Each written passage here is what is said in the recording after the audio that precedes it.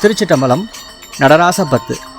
இன்னமும் சொல்லவோ உன்மனம் கல்லோ இரும்போ பெரும்பாறையோ இருசெவி மந்தமோ கேளாது அந்தமோ இது உனக்கு அழகுதானோ என்னை மோகமோ இதுவென்ன சோபமோ இதுவே உன் செய்கைதானோ இருபிள்ளை தாபமோ யார் மீது கோபமோ ஆனாலும் நான் விடுவனோ உன்னை விட்டு எங்கு சென்றாலும் விழலாவனோ நான் உனையடுங் கெடுவனோ ஓஹோ இது உன் குற்றம் என் குற்றம் ஒன்றுமில்லை உற்றுப்பார் பெற்றவையோ என் குற்றமாயினும் உன் குற்றமாயினும் இனி அருள் அளிக்க வருவாய் ஈசனே சிவகாமி நேசனே என ஈன்ற தில்லைவாழ் நடராஜனே. எங்கும் நிறைந்த இறைவனே, சிவகாம சுந்தரியின் அன்பு கணவனே, என்னை பெற்ற தில்லை நடராஜனே, மீண்டும் மீண்டும் நான் செய்த பாவங்களையும் அதனால் நான் படும் துன்பங்களையும் எனக்கு உதவி செய்ய இந்த உலகத்தில் உன்னை தவிர வேறு யாரும் இல்லையே என்று சொல்லி சொல்லி அழுகிறேனே. உன் மனமானது என்ன கல் போன்றதோ, கடின பொருளாகிய நெருப்பிற்கு மட்டுமே உருகக்கூடிய இரும்போ, கருங்கல் பாறையோ?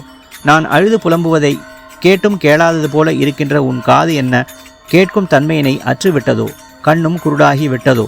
இது உனக்கு உன் பெருமைக்கு அழகாகுமோ?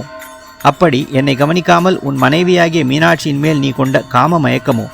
அப்படி நான் சொல்லிய குறைகள் உனக்கு என்ன சோர்வை தரக்கூடிய செயலோ?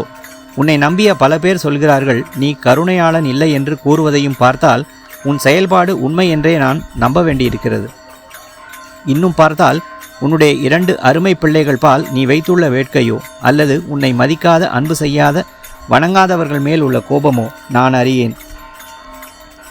ஆகையால் உன்னை தேடி வந்து அணுகிவிட்டால் கெட்டா போய் விடுவேன், கெடமாட்டேன், கெட விட்டுவிட மாட்டாய் என்ற நம்பிக்கை எனக்கு உண்டு.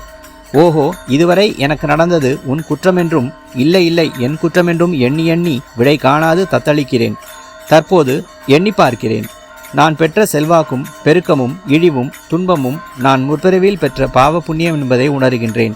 ஆகவே எது எப்படியானாலும் உன் குற்றம் என் குற்றம் என்று பார்க்காமல் அடியேன் சிறியேன் குறைகளை மன்னித்து எனக்கு அருட்கருணை தர உடனே வருவாயாக. நான் என்றும் உன் அடைக்கலம் ஐயனே. திருச்சிட்டம்பலம்.